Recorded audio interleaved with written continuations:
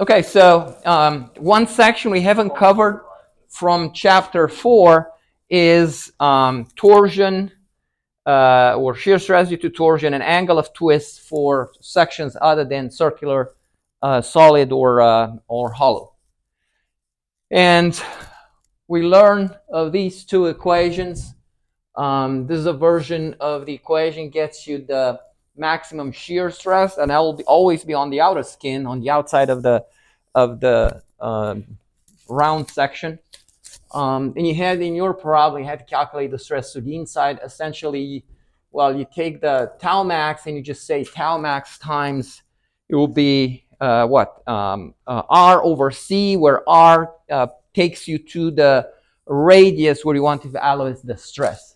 Most cases we'll care about just the maximum stress, but you will see in design machine elements, we sometimes look at like pipes that are pressurized and also experience torsion. You need to evaluate the torsion, the shear stress due to torsion to the inside of the pipe. Okay, and then by the way, this is what polar section modulus is nothing but J divided by that C, and C really is the outer diameter divided by 2. And then for the angle of twist, we have this formula. The bigger the torque, the more twist, the longer the bar, the slender, let's call, and more relative twist, or the bigger the angle, and then the stiffer the bar, the less the angle, and then area moment of inertia also plays a role. So this is the second formula that we were using, or maybe a third one, was the circular bars. Now, for non-circular sections, we're making use of these two equations, but polar section modulus and what would be the equivalent, that is, so the equivalent polar section modulus and the equivalent of area moment of inertia, or polar moment of inertia, they have specific values. And we have these some examples. So the square and maximum shear stress, you can see it's on the middle of the faces. So use the two equations. They're repeated here, but for polar section modulus, you take 0.202 times A at power 3. And then for polar moment of inertia, you take 0.141 times A at power 4, and A is just the side of the square. Rectangle, there's a different, you'd expect to have, if B equals H to this to get you to these other two. So again, read carefully what the table says and just identify H and B. And, is this equation homogeneous in H and B? H should be the smaller dimension, because so between the two, find the smaller one, label at H, the bigger one will be the width, and that will be B, and apply these equations. Triangle, you can see here, and this is equilateral triangle, so A, this angle is 60 degrees, all angles 60 degrees. Shaft with one flat. I've seen this in practice. There are like flattened surfaces to put a set screw, or the hub part has a bore that a negative of the shaft to fit. And this is the feature that allows the torque to be transmitted. Okay, so for this one, as well as the shaft with two flattened surfaces, and they are, same amount of material removed above and below.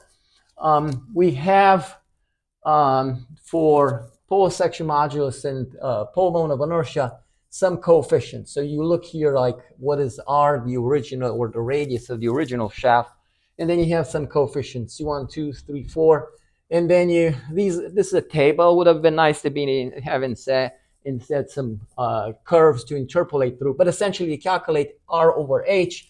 You may fall exactly one of these. If not, you need to interpolate in the table.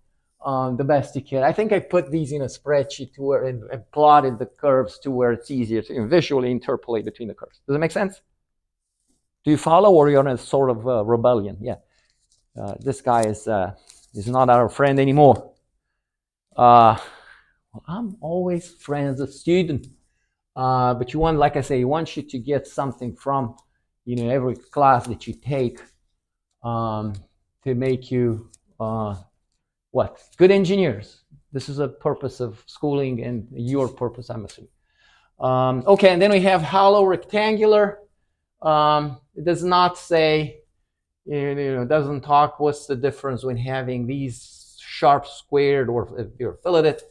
So identify MB, again with A, the smaller, B, the longest, because it's not, and T is the thickness of the of the tubing, hollow rectangular, box tubing sometimes called. And so it gives average stress, good approximation for maximum stress if T is small. And it says inner corner should have generous fillets. Doesn't say what. So if it's sharp corner, might not be as accurate. So now I found my answer to my comment. And then a split tube, and there's a problem where we need to compare the angle of twist and the stresses on a particular angle. Both abilities go down if you have a split. So instead of being, say you have a roll tubing and they're made by taking a flat and you roll it between rollers, and then you do a weld SEM or C, and without that weld, the torsional stiffness, the torque carrying capacity goes down quite a bit. It's going to just twist along the slit. But formula for JM, ZP, that is polar moment of inertia, and polar section modulus are here, as you can see. So it even says T tubing thickness has to be small.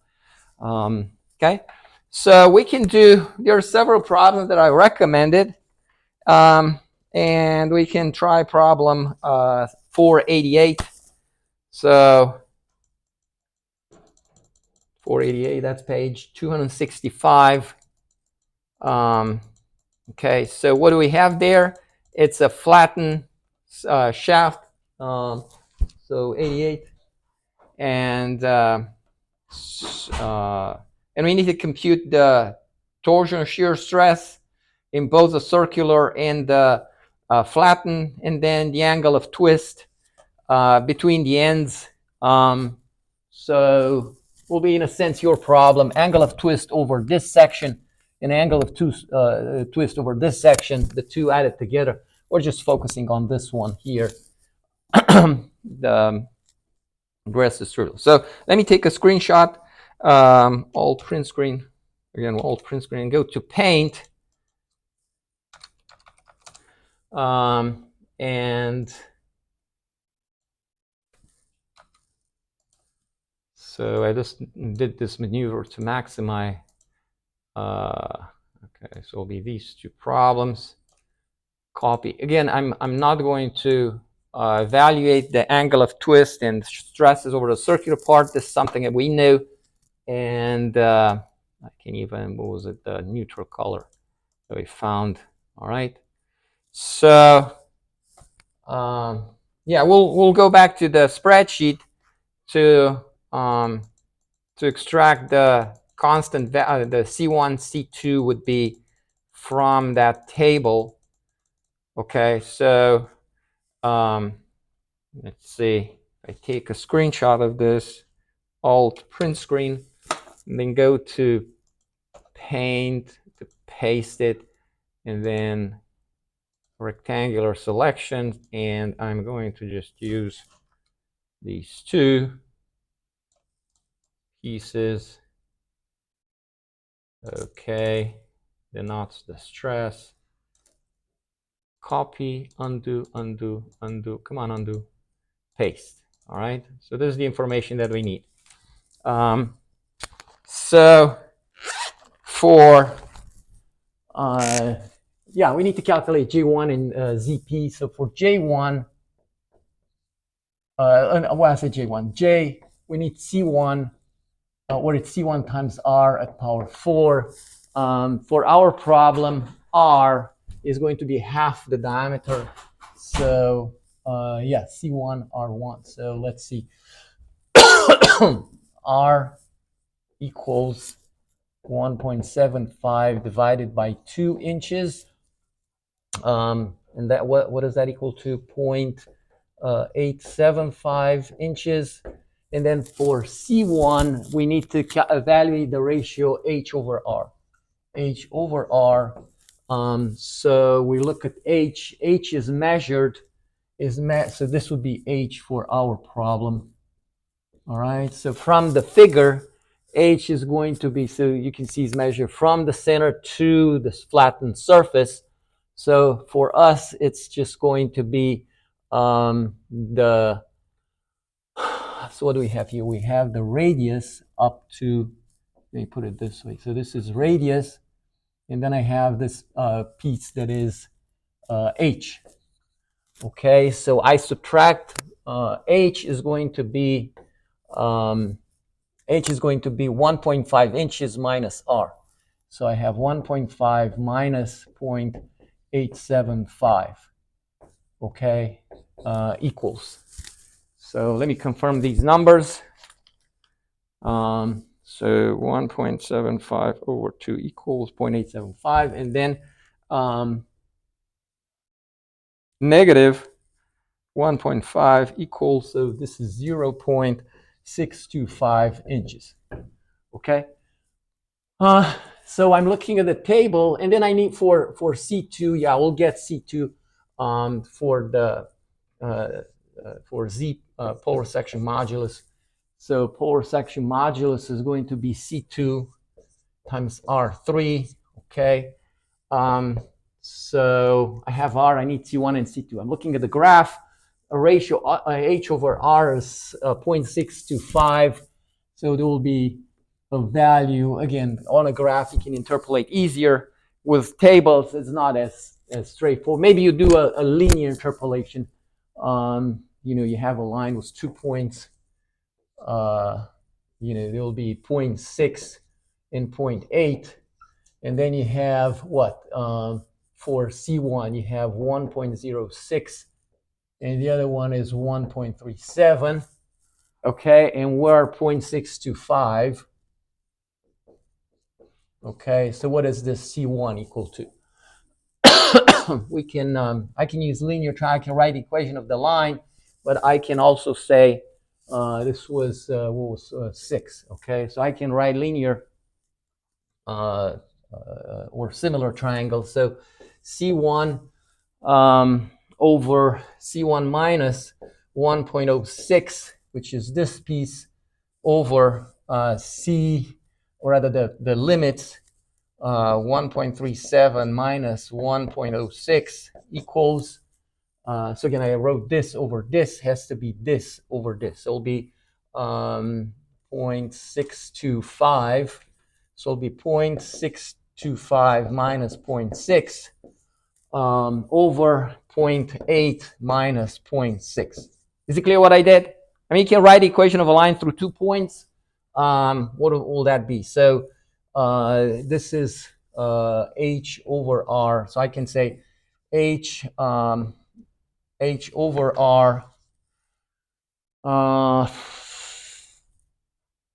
negative 0.6 over 0.8 minus 0.6 equals the corresponding C1 minus 1.06 over I'm what I wrote using similar triangle, I'm now using equations. So you probably know the equation of a line through 2 points, x minus x1 over x2 minus x1 equals y minus y1 over y2 minus y1. Do you remember this? Yes. Okay. So what I did, I just looked at this figure and wrote similar triangles. I said this over this equals this over this. But it comes out by writing ratios or the equation of the line. So 0.8 minus 0.6. Okay. So we need, this is the given. So this will be 0.625. And we get C1 from there. I'm not going to calculate, I'm just going to make up a number. So let's say this is 111, okay? And for C2, I repeat the problem with there will be 0.92, rather 0.92 goes here, 92 and 1.18, okay? And here, let's say C2, there will be C2 on this axis, C1, C2, okay? Here, I could say is 0.98. You can try me, see how good I was at guessing. I haven't solved this problem with numbers ahead of time. Okay, so I have, again, it might be inaccurate, but this is the approach. So we say C1, I said 1.11 times R was, what was it, 0.875, and it goes to the power 4. And this one is C2, I said 0.98. And times R, I said 3, but it's a power 3, sorry. So times 0.875 at power 3. Okay. So let's get these, and then we implement the known equations with these J and ZP, and report the answer. So for the first one, 1.11, I said, times 0.875 equals, that goes to power 4. 0.875 going to power 4 equals times 1.11 equals 0.651, and has units of inch at power 4, by the way. And then for this one, 0.875 at power 3 times 0.898, and this is 0.637 inches at power 3. Okay, now I can use the two equations. So maximum shear stress, this is show on the, so it's going to occur here. So tau max is just going to the second equation. So it's T over ZPT. I'm looking at the figure. So torque is 850 pound-inch, 850 pound-inch over pole section modulus or equivalent of the pole section modulus. So it would be over 0.637. And then the angle of twist just over this portion. So I have A already and B. Let's call C, D, and E. Okay, so angle of twist between C and D, it's where we're using the equation was the J that we calculated. So T torque, we said 850 pound-inch. Our unit's length is going to be 20 inches, and then divided by, does it say it's a part of a steel shaft? So I can use the value from the test. So it's 69 or PSI, and PSI was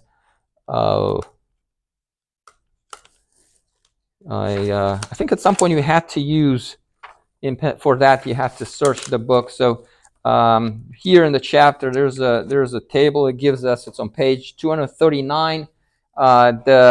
For plain carbon and alloy steel, the shear modulus is 11.5 times 10 to 6 psi. Let me bookmark this.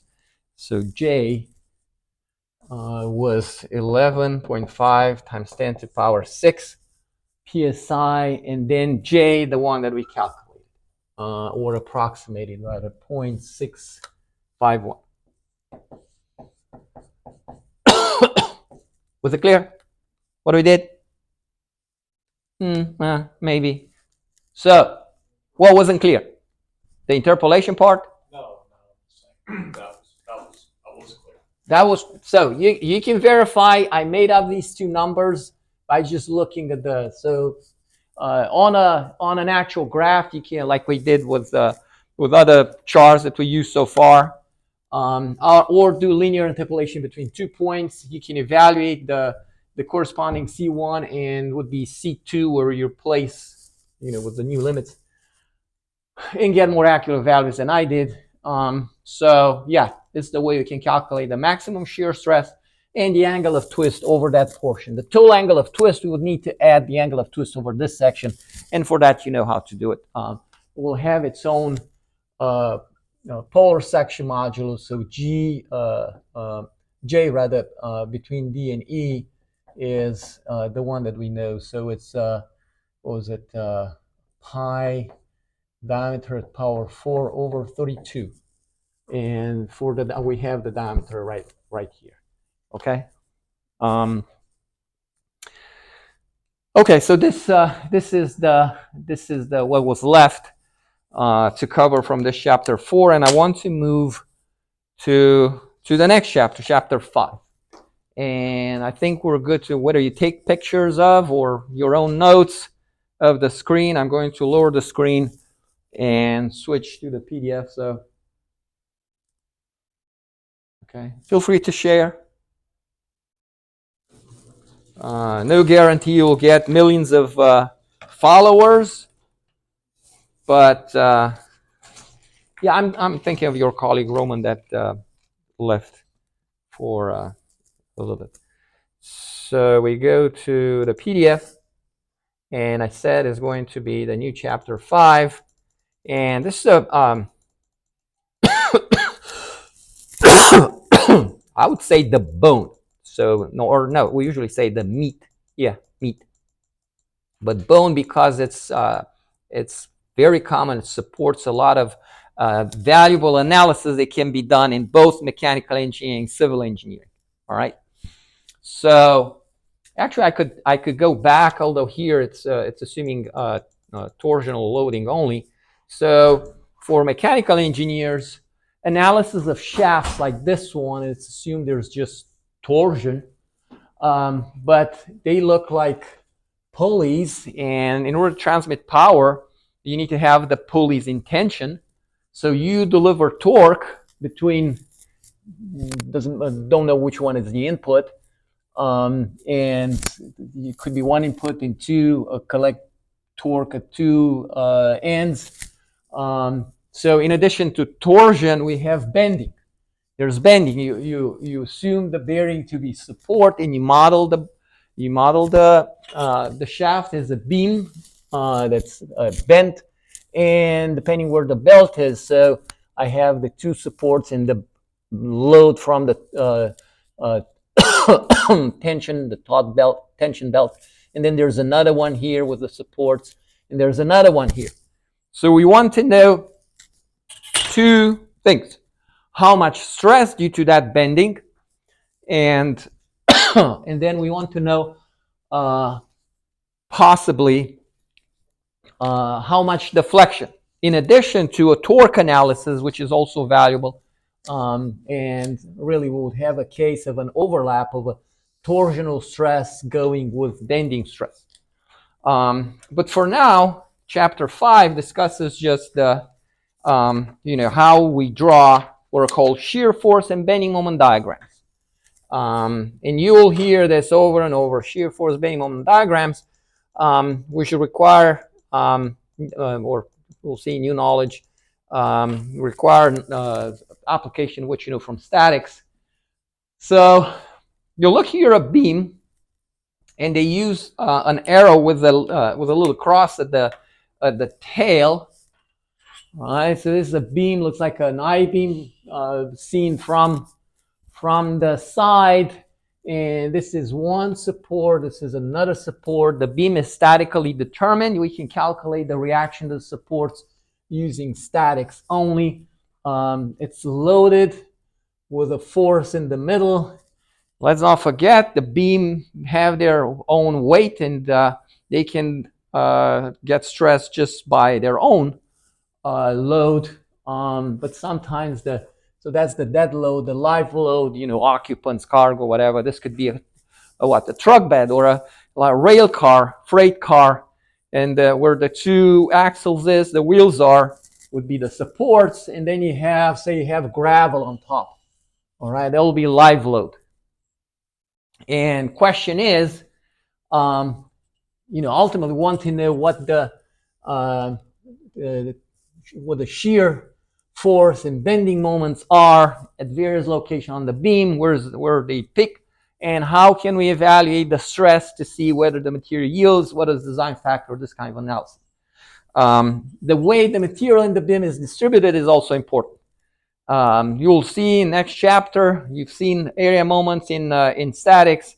So it matters the way the material is formed into shape. So if I take this ruler and I load it with a force, and okay, so let's improvise a little bit. So I load it with a force, I hold it, it's the beam on the board, I load it with a force in the middle. Okay, you can see the deflection occurring, and if I keep on pressing and pressing and pressing, I'll yield, and the ruler will end up being permanently deformed. I exceeded the yield strength.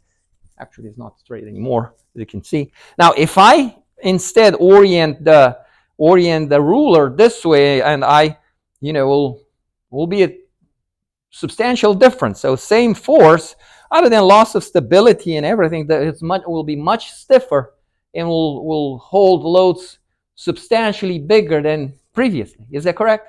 And you see this all the time in if you go to a construction site, you see like on a house under construction, the frame, they use beams for the ceilings or for the floors.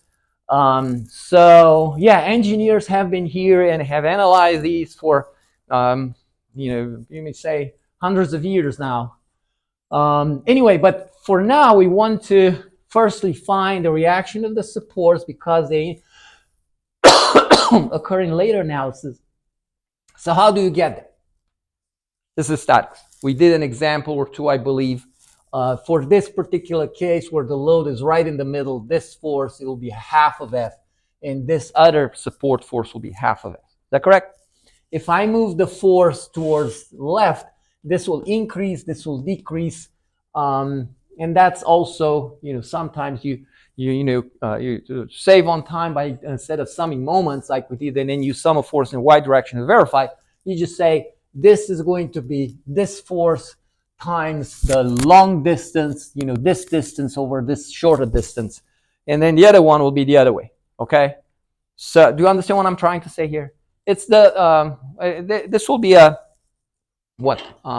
lever of type 2 lever equations that you know from physics 1. Okay, and as promised, or as I was telling you at the beginning of class, so here is where we do free body diagrams of pieces of bodies. In statics, you took full body, one body. This is it. It's solid. I remove it from its constraints, supports, connections, and I know how to introduce. If it's a welded joint, fixed joint, I have two forces a moment, right?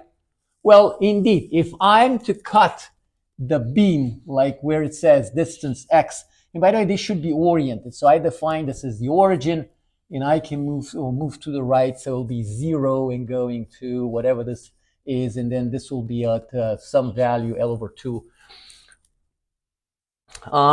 Sometimes for convenience, so really when you evaluate the flex, you want to go this way, but sometimes we just set the origin with x equals 0 at the very end, totally to the left or to the left of the beam. Anyway, so you cut the beam here. What is going on in this section? So if you cut the beam and remove it, the right part, its effect upon the remainder piece of the beam, because I had a solid joint, a welded joint, is going to be two forces in a moment. There's no horizontal force because this guy is vertical. There's no horizontal component. That's why you see this force. But then I have to have a moment. Without it, the piece that we are analyzing is going to rotate. And it doesn't. The moment the material inside as a whole, it's holding, preventing that to happen. But its effect upon the beam is a deflection. You can see here the neutral axis is called. That is along the centroid of the section is going to, deflection is going on, and of course I'm stressing it because of these two guys, the shear force and the bending moment. Okay, but for now we want to, what is this going to be as we move along the beam? What is this going to be as we move along the beam? Here they show the free body diagram of the other piece of the beam. I don't know why they didn't extend all the way, because we have beam going from C all the way to the free end. But this moment and this are equal in magnitude, but opposing. This and this are equal in magnitude as opposing. Once you reassemble the two pieces of the beam, they, as internal forces and moment, they don't have effect upon the environment. All right? Although they occur because of this. That is the force of the support. As we move along, we pass where the external force F is applied. It could be multiple external forces, could be distributed loads. Like I said, that train or freight car was gravel on it. It could be spread, or could be tapered. In buildings, you have what could be snow on a roof. That you induces distributed load. Okay, we'll learn about that those instances also.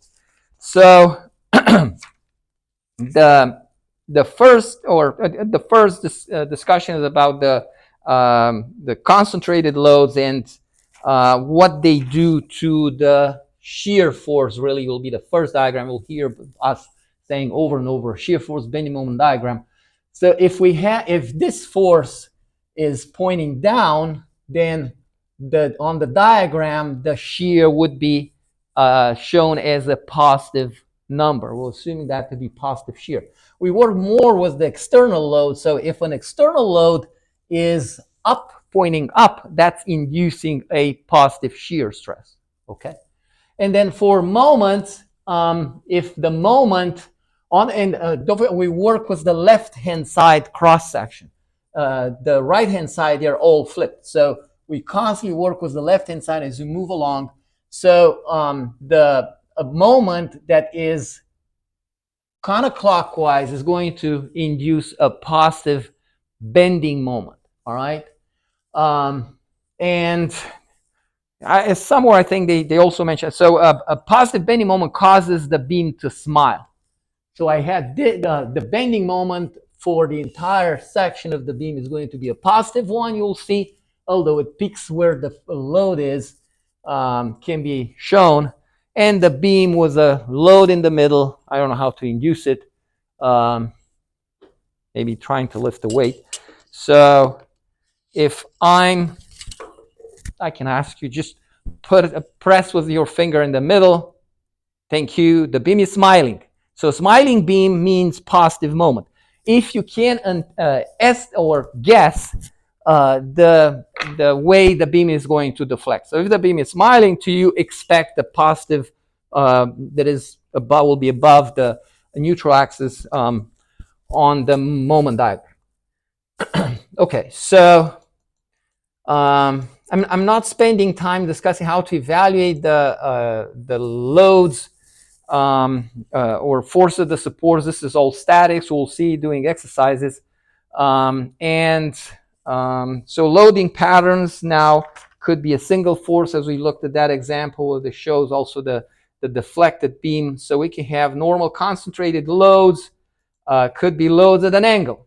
So if the loads are at an angle, then of course will be just the normal to the beam components is the next companion to this one that's causing the beam to bend. This other one is just going to, so this is a pin, this component along the beam, it's just going to compress the beam, okay? And we can do analysis to include the compressive effect or tensile by what is called applying principal superposition. It's not discussed here yet. It will be for combined loading. But really, what is this showing? It's a lever. There's a hydraulic cylinder, a spring. You can evaluate the force of the spring if you know the force from the cylinder. All right, so you assume the loading to be known, and you evaluate the reactions at the support as a support or reaction of the beam. So how is this going to or corresponds to a simply supported beam that is horizontal? And I have the start with say was the spring force, or could be the other way, and show shear force bending moment diagram at some point. All right, there was another example with like pipes. So really here, in order to evaluate, I have like assumed supports to happen here. These can bend inwards, allow the beam to deflect. So we can analyze just this piece of the beam, remove it from its support, where because it can bend the two sides inwards, we'll assume that to be supported at the ends. And then to get the force that acts here and here, you need to know essentially what the tension in this cable are, and then you'll isolate just the top part to do further analysis, shear force bending moment diagrams for that portion of the beam. The case with distributed load, and I say it could be the dead weight, could be additional load, snow on a roof beam. I think the code says it's on any side entrance you should have some kind of a, where the occupants can open their umbrella. Did you know that? So yeah, it's apparently part of the code. You have a door here. Anyway, so stone, and you can assume any shape, but the analysis will be more complicated. You can assume it to be tapered, linear. So how do we, and this, by the way, this is a second type of beams that are statically determined. The first one was simply supported. The other one would be cantilever. So you have a solid joint, welded joint sometimes called, and you have some loading happening.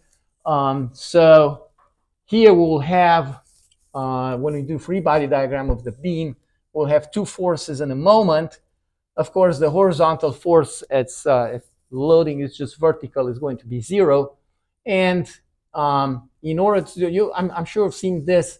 So in order to evaluate the reaction of the supports, you find the centroid of the shape to get you the equivalent just from the perspective of the reactions of the supports. What would be the equivalent concentrated force and where it's located to evaluate this reaction in this moment? Do you remember this from statics?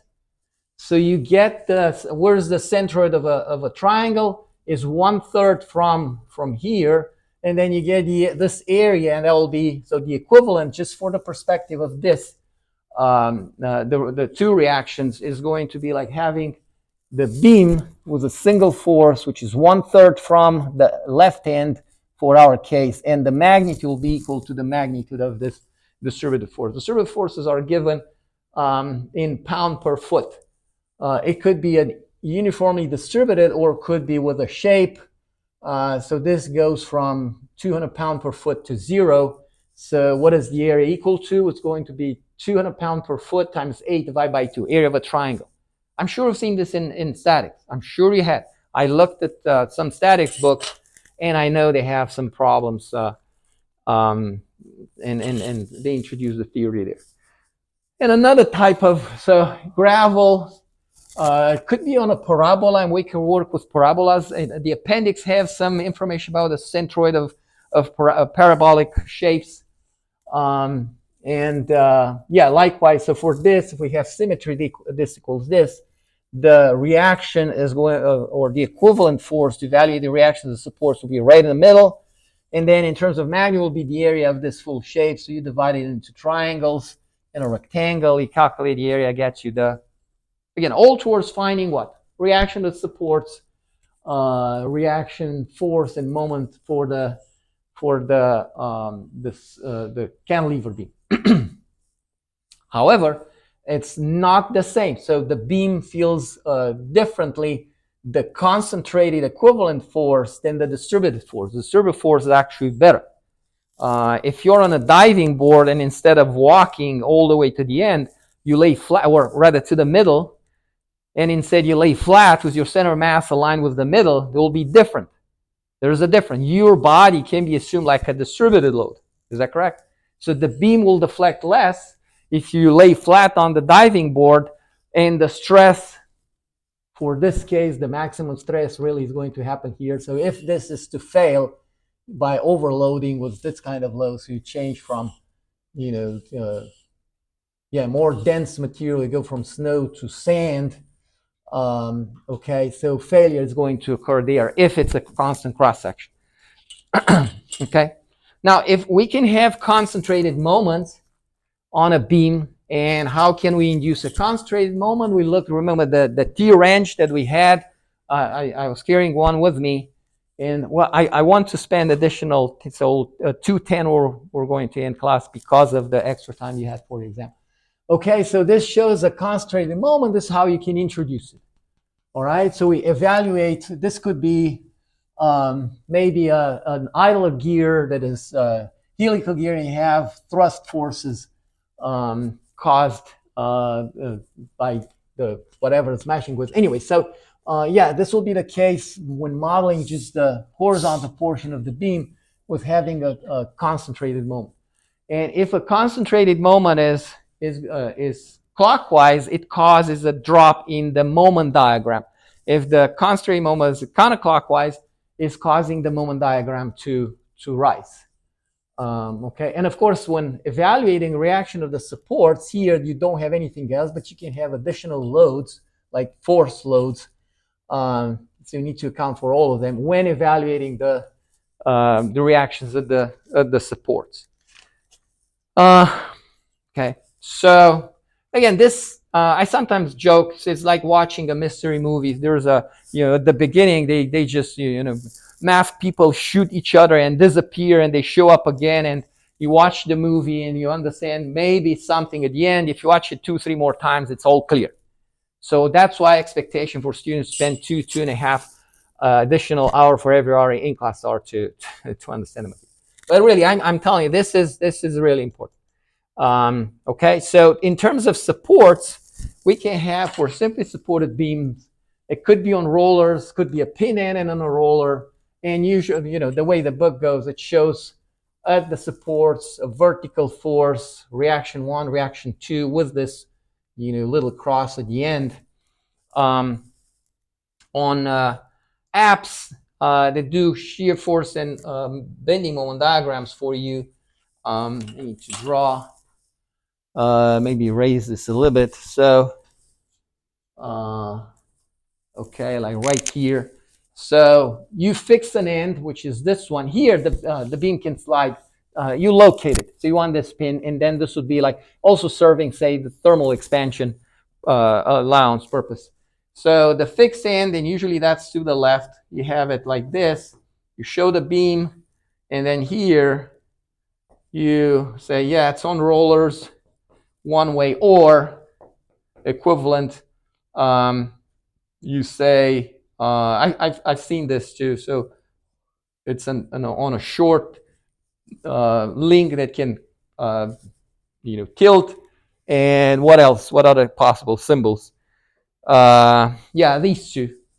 And I know of a online, it's called Beam Guru, I think it is, that shows the sliding support to the right as shown here. All right. So for type, and then we have, of course, the fixed end. I should have also represented in. So fixed ends, that will be for the cantilever. You just show like a grounded symbol, and the beam is coming out from. All right. So again, this and this are the two statically determined types. You can have overhang like here, and it can go to the left, as in that example. That was the curved beam and free body diagram of a one portion of the beam. So overhangs will be what extends outside of the support line. The supports can be at the end or could be in between. Think of a shaft with bearings in the middle, and I have a overhang pulley and an overhang another pulley, or could be gears. Okay, or maybe a flywheel that's heavy. All right. So simply supported cantilever, and then we can have a other type of these become statically indeterminate. So we can have the your fixed end beam. All right. So this is statically determined. This is no longer statically determined, indeterminate, and we have moment reaction force, moment reaction force.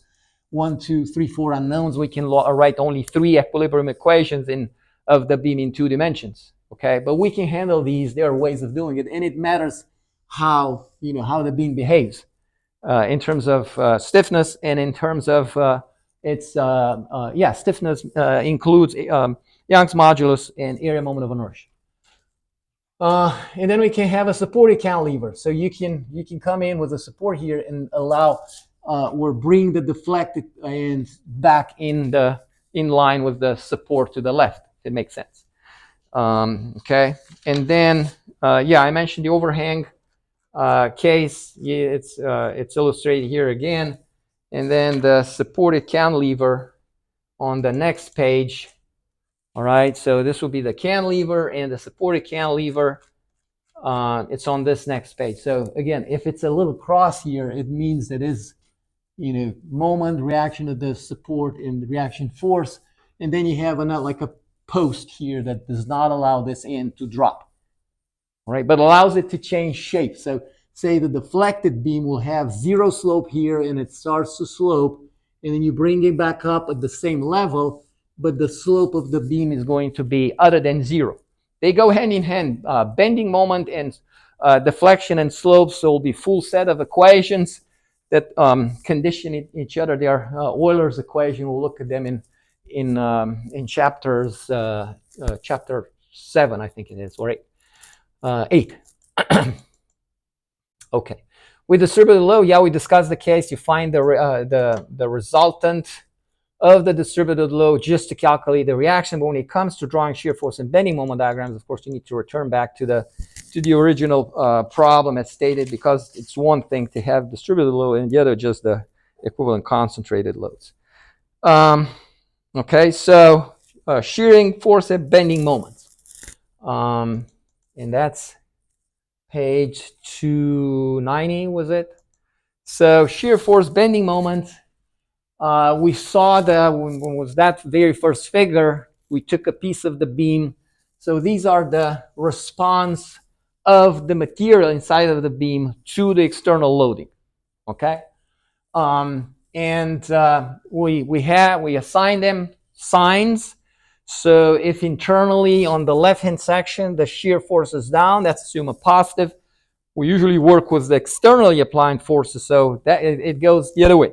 So if a force acts upwards, the shear diagram is going to move up, that is increase in value, could go negative, positive.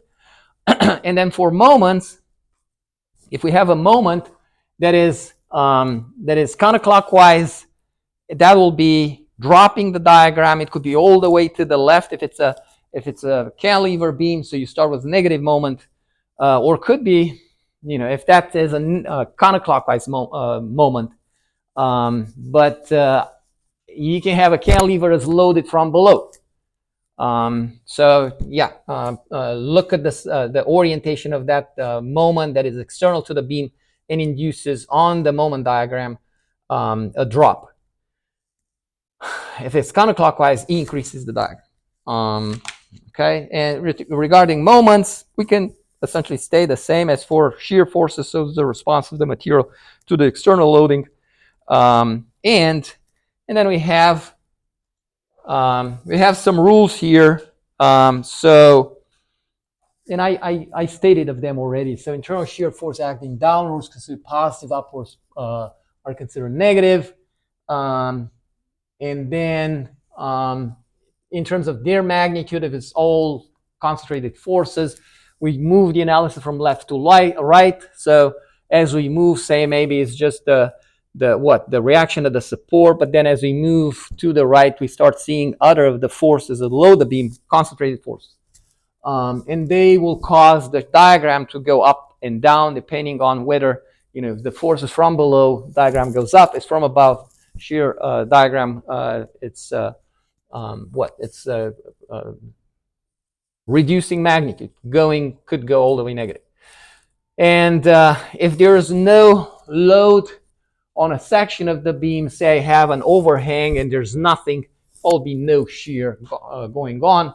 And likewise can happen on the other side. So yeah, if I have this beam and I put a load in the middle, the portion from the free end to the first support, there's no shear going on. It's just a free beam that is, follow the rest of it when it comes to deflection, yes.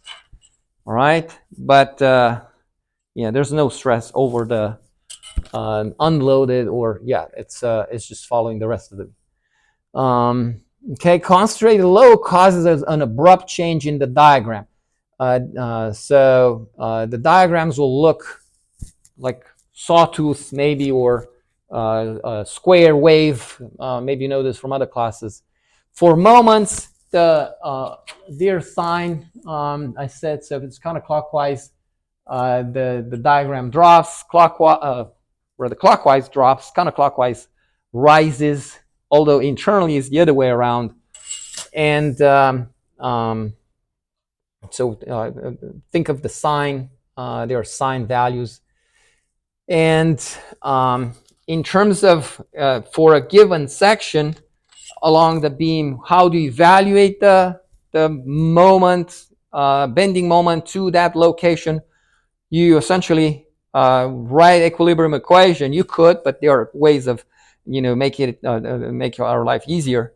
So you look at what forces and maybe concentrated moment exists to the left, and then you just sum them as sum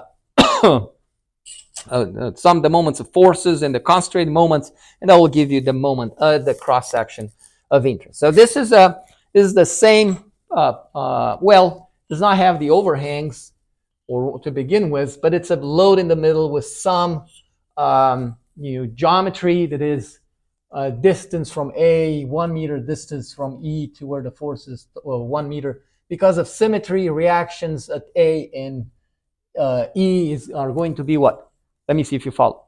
Well, we can see on the board, but clearly they are going to be equal and equal to half of the force, correct? All right, so how do we go about drawing the shear diagram? It said that if there's no so you come from, say there's an overhang, there's no shear, I don't have anything.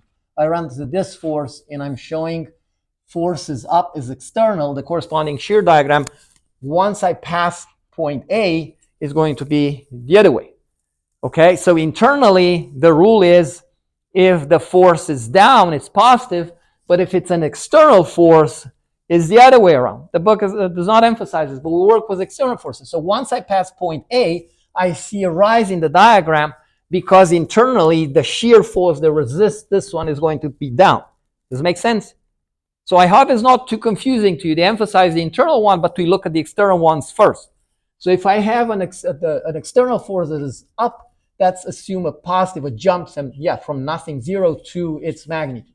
I don't have any vertical force as I move all the way to point C. So this diagram will just stay straight. Okay?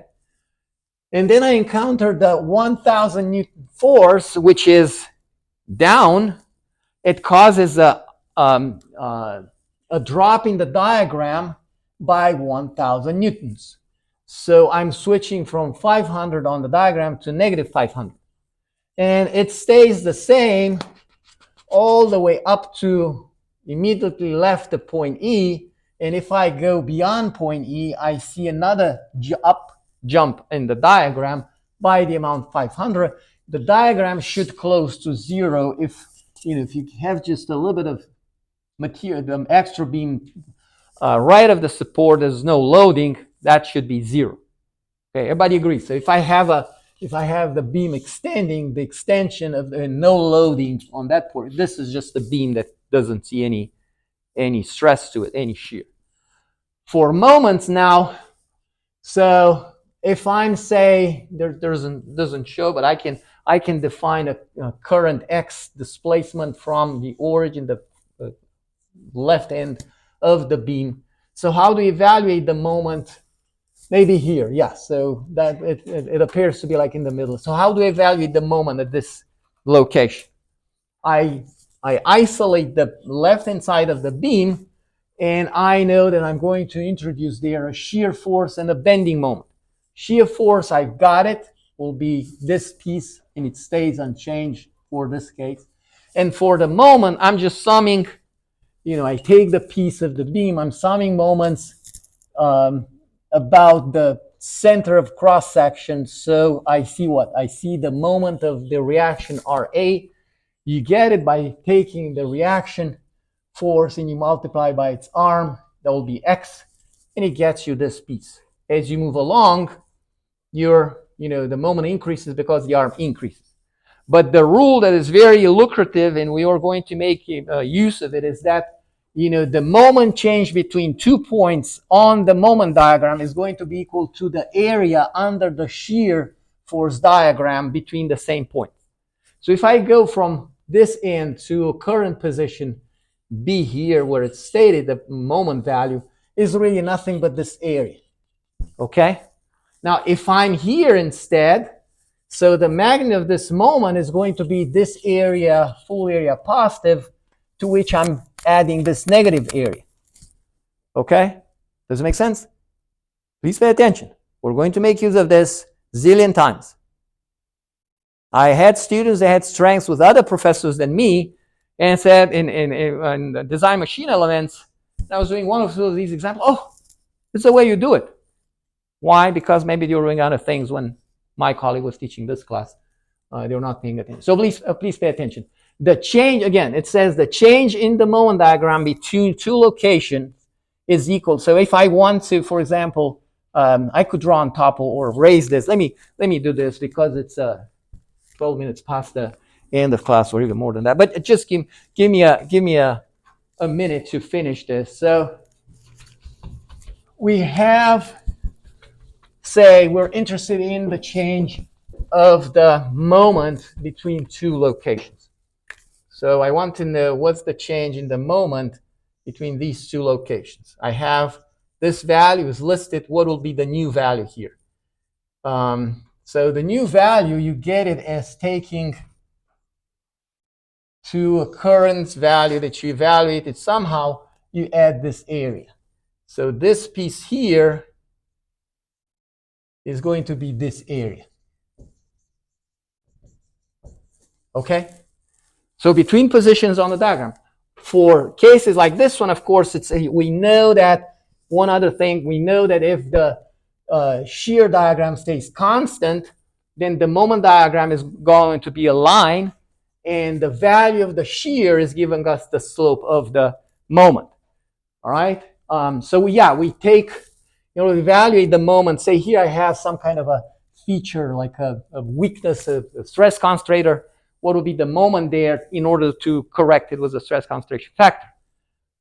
Well, best is, or the easiest and direct way to do it is just to take from one end and evaluate the area, like I said. So moment here is going to be this area. Moment, new location here is going to be this area. Okay? Now, where the moment diagram peaks, you expect a zero, like in calculus. And you'll see there is a derivative integral relationship between shear, moment, deflection, and slope. So yeah, if the shear diagram goes to zero, you expect a minimum or a maximum, all right? Why is that? Because we change from a positive slope of 500 to a negative slope of or a negative slope, which here happens to be, likewise 500. All right, so we've got a maximum aligned with a zero on the diagram. All right, in the diagram closest to zero, it's expected because if I extend the beam to the right, that beam doesn't experience any loading. It's free beam. Okay, so you need to close. If the diagram doesn't close to zero, it means you messed up this analysis. So you need to go back. That's why some forces in the y direction using moment equations first. And if they don't, it means that you don't have correct calculations, okay? So I guess this is for now. Tomorrow we'll continue the conversation and start doing some exercises. But I'm warning you, put effort, because this is new material, relies on statics, but builds upon statics quite a bit. And it's so important. I cannot tell you how important it is. So you will, what? You'll retire, you'll walk your grandchildren, and you'll look at their first bicycle. You see the bicycle frame, and you see, okay, that beam is in bending. You know, I can model it as simply supported beam, and I could analyze it. Nobody's asking me. I get my pension check. Do you understand what I'm saying? And you can make a living working as structural engineers, piping engineer, doing this kind of analysis. All right, well, thank you so much. I'll post the solutions to the, let me close the recording.